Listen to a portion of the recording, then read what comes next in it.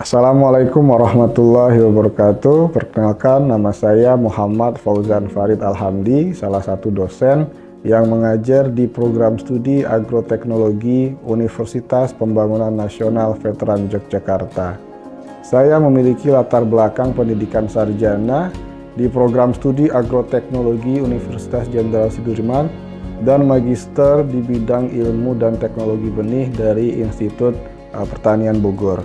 Bidang keilmuan yang saya tekuni adalah bidang ilmu agronomi, khususnya pada bidang ilmu atau teknologi benih.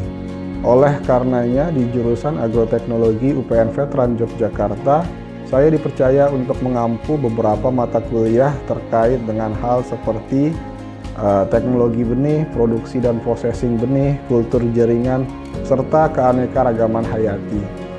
Video ini dibuat sebagai salah satu syarat dalam sertifikasi dosen tahun 2026, yaitu pernyataan diri dalam unjuk kerja Tridharma Perguruan Tinggi, khususnya pada aspek pengajaran. Kuliah teknologi benih adalah salah satu kuliah wajib bagi mahasiswa di program studi agroteknologi. Mata kuliah ini diikuti pada semester ke-5 bagi seluruh mahasiswa program studi agroteknologi. Mata kuliah ini akan menyampaikan pendahuluan mengenai konsepsi benih, peranan biji dalam kehidupan manusia, dan teknologi benih bagi petani dan pemulia tanaman, sehingga dapat menjadi dasar ilmu bagi mahasiswa sebelum mempelajari bab-bab berikutnya pada mata kuliah teknologi benih. Di dalam kuliah ini, materi dibagi menjadi 8 bagian atau sub CPMK, yaitu yang pertama adalah konsepsi benih, peranan biji dan teknologi benih bagi petani dan pemulia tanaman. Kedua, pengertian dan faktor penting yang mempengaruhi perkecambahan, viabilitas, dan vigor. 3. Substrata perkecambahan dan dormansi. 4. Produksi benih. 5. Sertifikasi benih. 6. Kemunduran benih. 7. Invigorasi benih. Dan 8 adalah permasalahan agribisnis benih. Dalam video mengajar yang akan saya sampaikan setelah ini, saya merekam video mengajar mata kuliah teknologi benih pada pertemuan pertama, yaitu konsepsi benih dan peranan biji bagi kehidupan manusia. Pada pertemuan pertama, mahasiswa akan mempelajari tentang pendahuluan mengenai pengertian benih serta berbagai istilah pada ilmu benih dengan tujuan agar mahasiswa dapat mengetahui pengertian benih, macam-macam mutu benih, serta peranan benih bagi kehidupan manusia.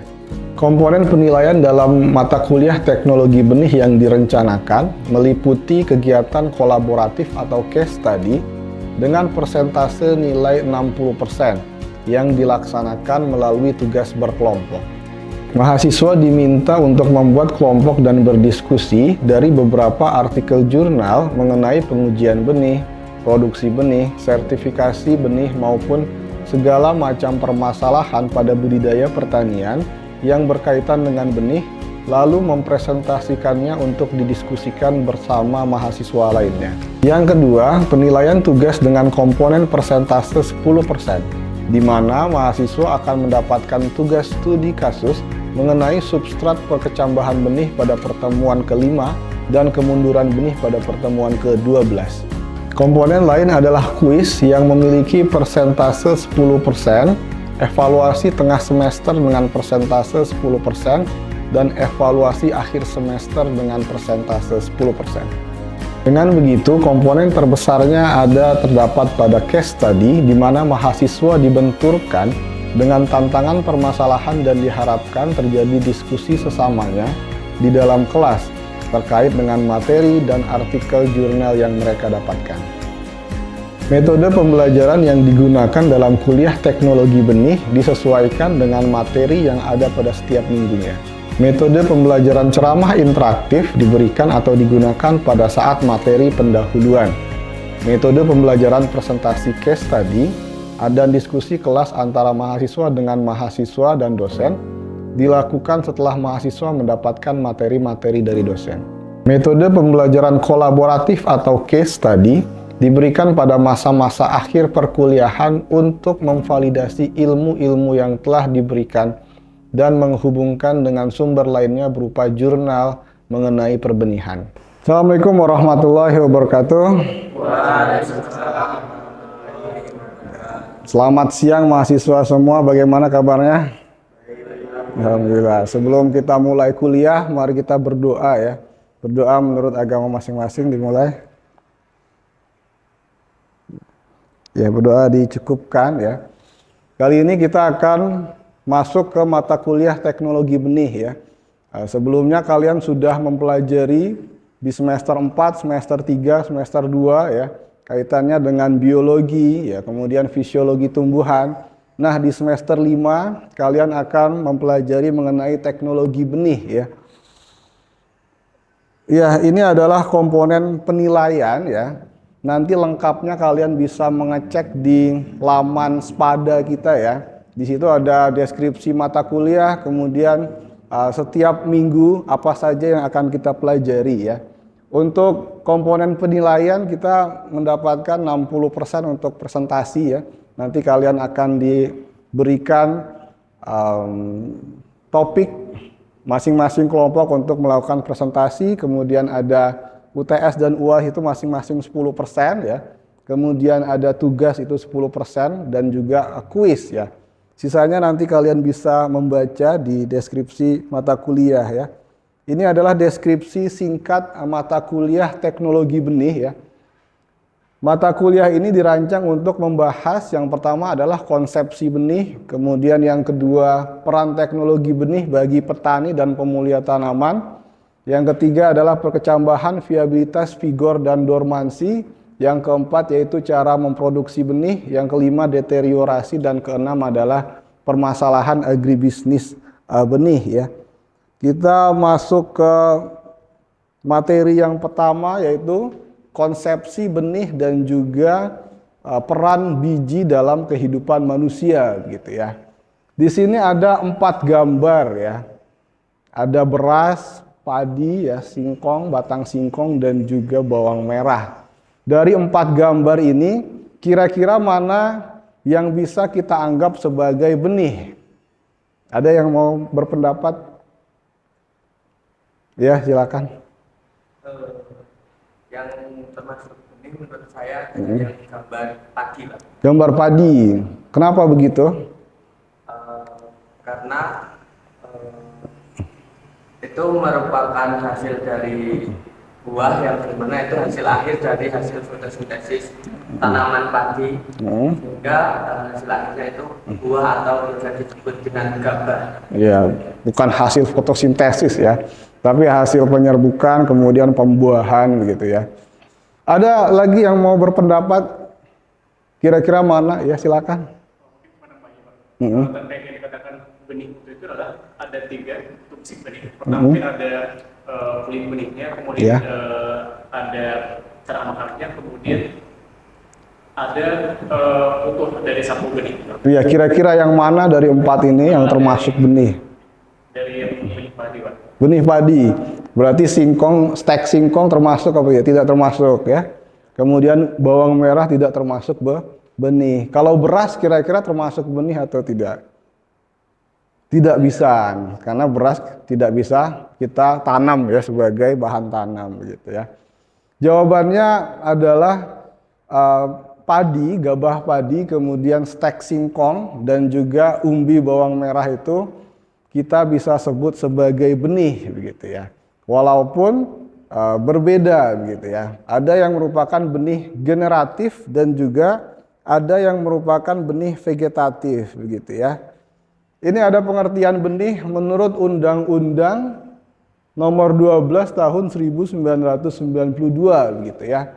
Benih tanaman yang selanjutnya disebut benih adalah tanaman atau bagiannya yang digunakan untuk memperbanyak dan atau mengembangbiakan tanaman ya. Jadi baik itu stek singkong, kemudian umbi bawang merah ataupun gabah padi itu bisa disebut sebagai benih. Ada yang merupakan benih generatif dan juga ada juga yang merupakan benih vegetatif ya. Itu kalau kita ambil istilah di Indonesia.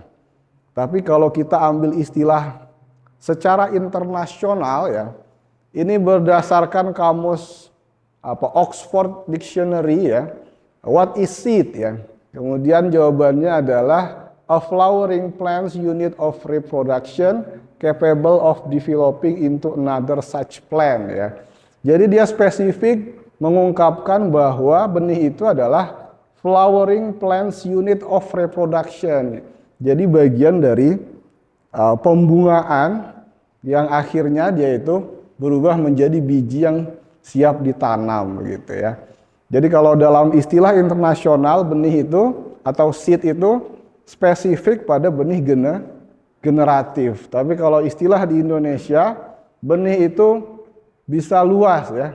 Bisa benih generatif dan juga benih vegetatif ya. Ya, sehingga apa bedanya biji, benih dan juga bibit gitu ya. Iya, ada yang mau berpendapat perbedaan biji, benih dan bibit ya.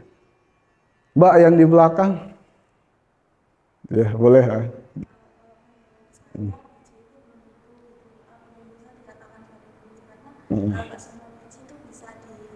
Ditanam ya.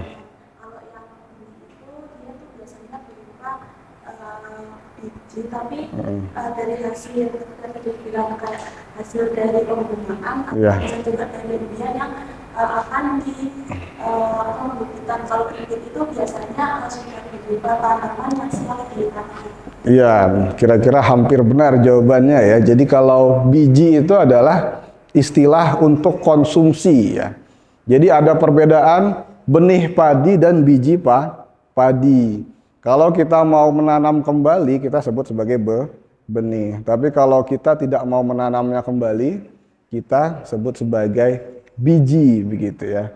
Atau misalkan biji jagung. Biji jagung ini adalah istilah yang kita gunakan untuk jagung yang sudah dipipil, gitu ya. Tapi tidak digunakan sebagai bahan tanam. Tapi kalau benih jagung, kita sudah memperhatikan segala macam teknik budidayanya begitu ya. Artinya dia harus matang sempurna, kemudian dia harus seragam, tidak boleh tercampur dengan varietas yang lain sehingga bisa disebut sebagai benih. Sedangkan bibit itu adalah benih yang sudah tumbuh atau berkecambah ya. Bisa kita anggap sebagai bibit ya. Kemudian kita masuk ke ilmu benih ya. Jadi ilmu benih itu merupakan cabang dari ilmu agronomi begitu ya. Yaitu mempelajari segala segi tentang viabilitas benih melalui pendekatan fisiologi, kemudian biokimiawi dan juga matematika ya. Jadi kita bisa melihat melalui fisiologi ya. Apakah apa yang terjadi pada benih di dalamnya begitu ya. Misalkan dia mengaktifkan enzim-enzim, kemudian dia merombak cadangan makanan sehingga benih itu bisa berkecambah. Kalau biokimianya mungkin ini adalah perubahan struktur kimia begitu ya. Ada yang namanya enzim amilase. Apa itu enzim amilase? Yang mengubah karbohidrat menjadi gula ya. Atau glukosa ya. Ya, itu adalah perubahan kimia sehingga kita bisa mengukur secara biokimiawi. Atau misalkan ada perbedaan antara benih padi yang hampir seluruhnya itu mengandung karbohidrat dan juga benih kacang tanah yang dia itu lebih banyak mengandung lemak ya dibandingkan dengan karbohidrat sehingga nanti akan berpengaruh misalkan pada daya simpannya ataupun daya berkecambahnya begitu ya. Tujuannya adalah menghasilkan benih yang bermutu ya. Jadi bermutu itu saya kasih bold dan juga warna merah. Itu adalah tujuan utama dari teknologi benih ya. Ini adalah teknologi benih, pengertiannya adalah untuk memproduksi benih dan menganalisis benih dalam mempertahankan viabilitas dan keunggulan genetiknya serta untuk mendistribusikannya tanpa mengurangi mutunya ya. Jadi fokusnya adalah untuk mempertahankan atau orientasi kepada benih yang baik dan juga benar ya, baik dan benar ya. Nanti baik dan benar ini ada definisinya lagi begitu ya. Karena saya tadi sudah mengatakan ada yang namanya benih bermutu. Di sini ada dua gambar gitu ya. Benih bermutu, kira-kira benih yang seperti apa sih benih bermutu itu? Misalkan di sini yang sebelah kiri ada benih kita tanam, kemudian dia langsung tumbuh sampai ke awan gitu ya. Kemudian yang sebelah kanan benih varietas unggul Thailand gitu. Kira-kira antara dua ini mana yang merupakan benih bermutu? Ada yang mau berpendapat?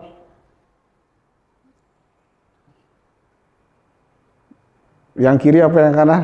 Silakan.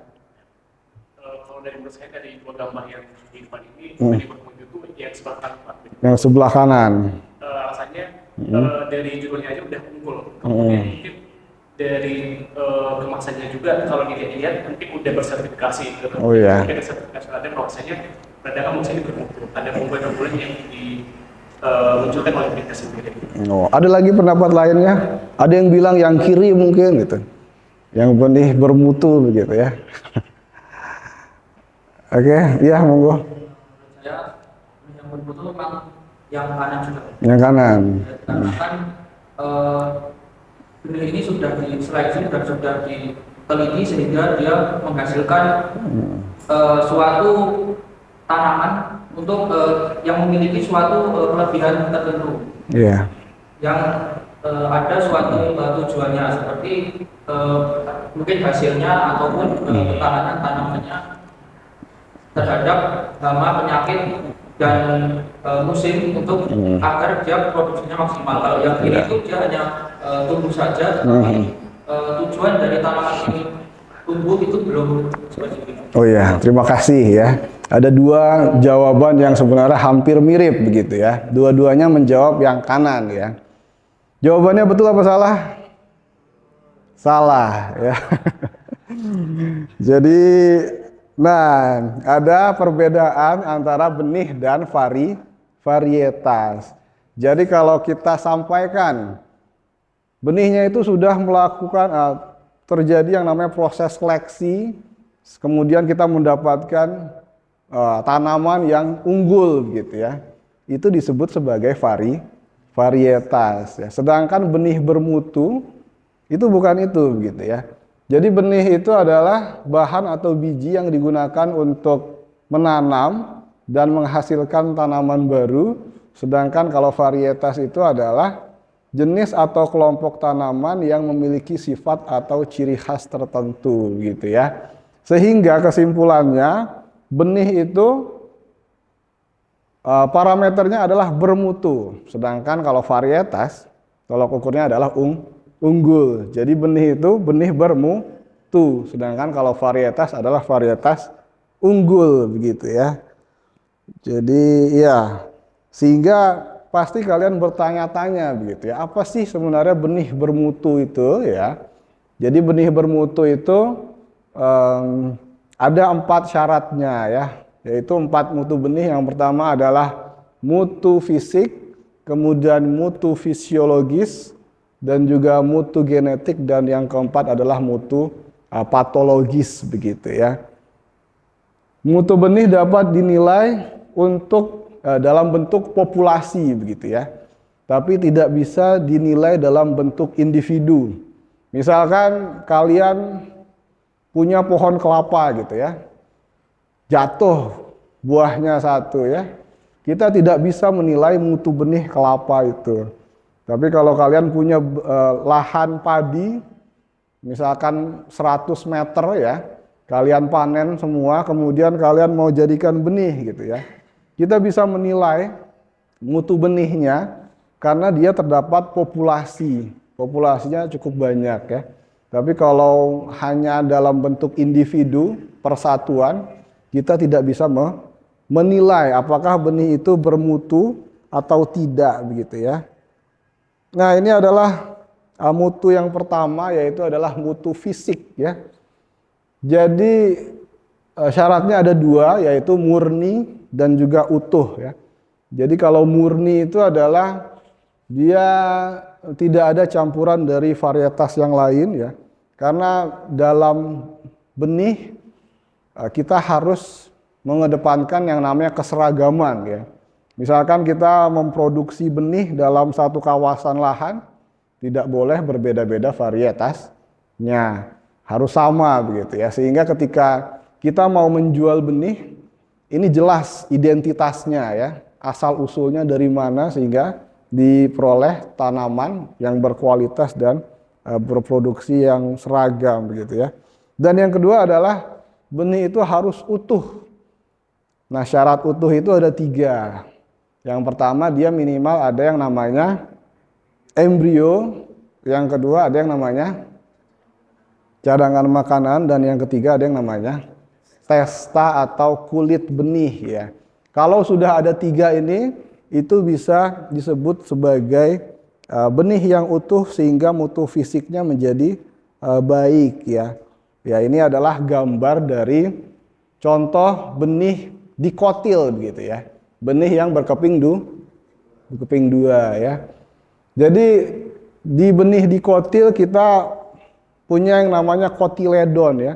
Jadi kotiledon itu merupakan cadangan makanan untuk benih dikotil ya. Kemudian di situ ada yang namanya plumula dan juga radicula. Kalau plumula itu calon tunas. Kalau radicula adalah calon akar begitu ya. Jadi minimal ada 3, ada kulit, benih atau testa, kemudian embrio dan cadangan makanan. Ini contoh gambar benih monokotil ya. Kalau bagian yang berwarna biru itu disebut sebagai endosperma ya, disebut juga sebagai cadangan makanan. Jadi ada perbedaan cadangan makanan antara benih dikotil dan benih monokotil. Kalau yang monokotil cadangan makanannya pada endosperma ya.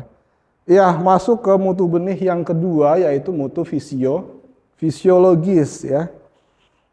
Ada yang disebut sebagai viabilitas, yaitu adalah kemampuan benih untuk berkecambah pada lingkungan optimum, sedangkan vigor adalah kemampuan benih untuk berkecambah pada lingkungan yang suboptimum begitu ya. Nanti kita bahas ya mengenai mutu fisiologis. Dan yang ketiga ada yang namanya mutu genetis atau genetik ya. Jadi benar dan seragam ya. Jadi tanaman itu sesuai dengan deskripsi varietasnya, itu adalah definisi dari benar. Kemudian kalau seragam, artinya satu hamparan lahan yang digunakan untuk produksi benih, itu harus semuanya sama varietasnya ya. Ada yang disebut sebagai lot benih ya. Jadi lot benih itu apa? Bisa dibaca?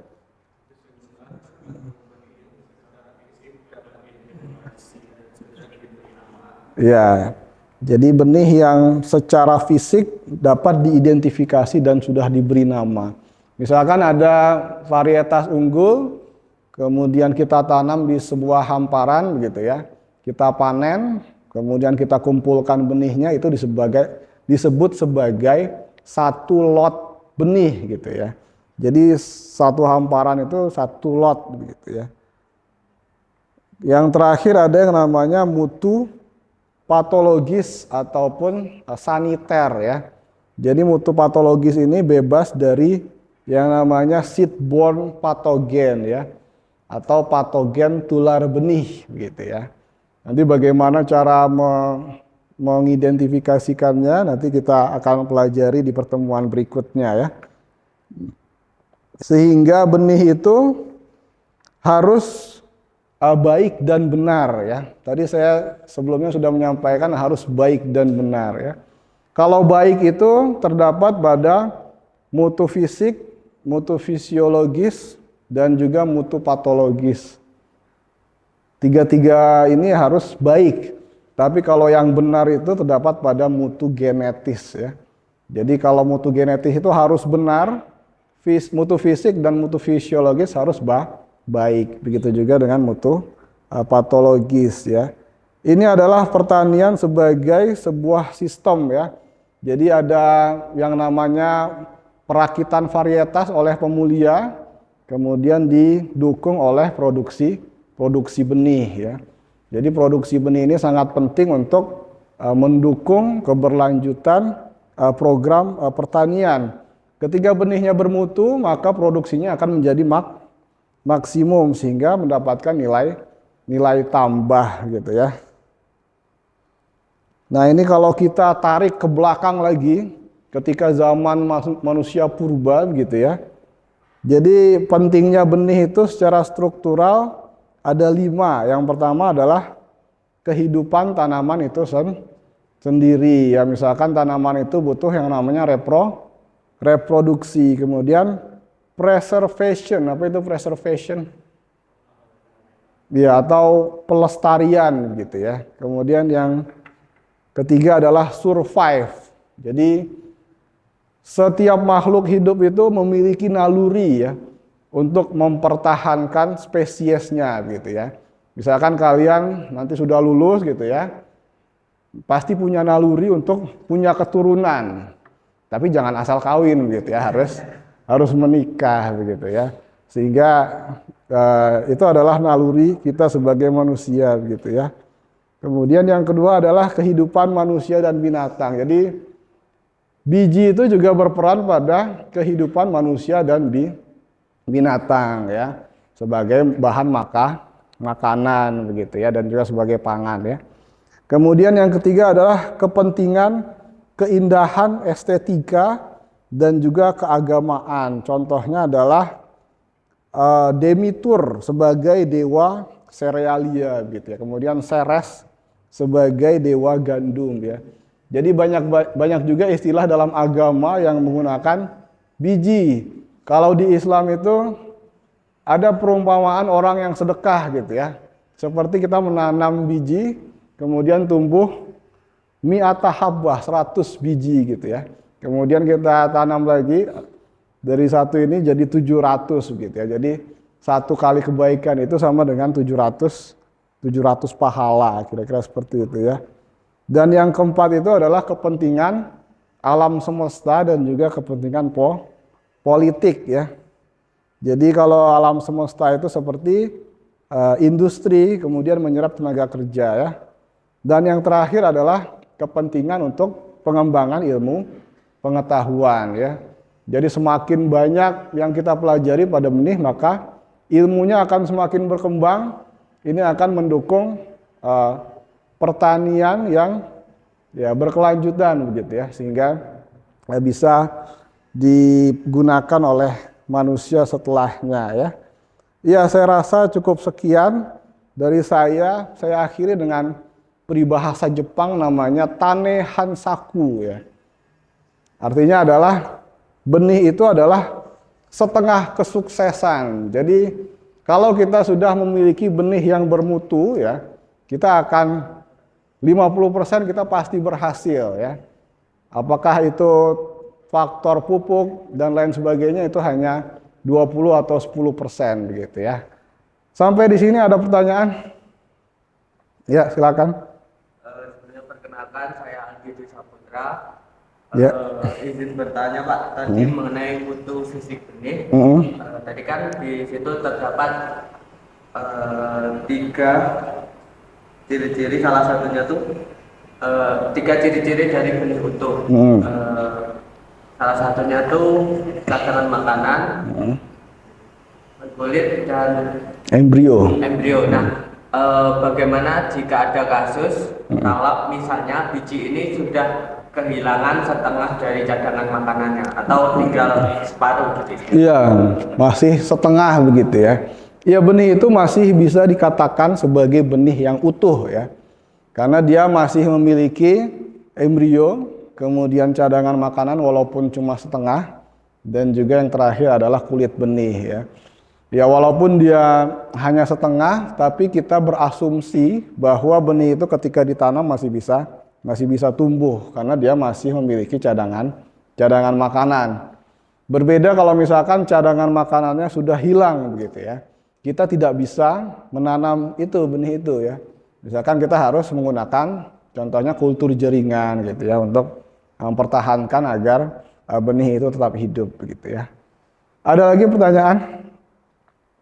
Ya. Sudah cukup ya. Kalau sudah cukup kita akhiri. Silahkan berdoa menurut agama masing-masing. Berdoa dipersilakan. Ya, berdoa dicukupkan. Terima kasih. Selamat siang. Assalamualaikum warahmatullahi wabarakatuh. Waalaikumsalam.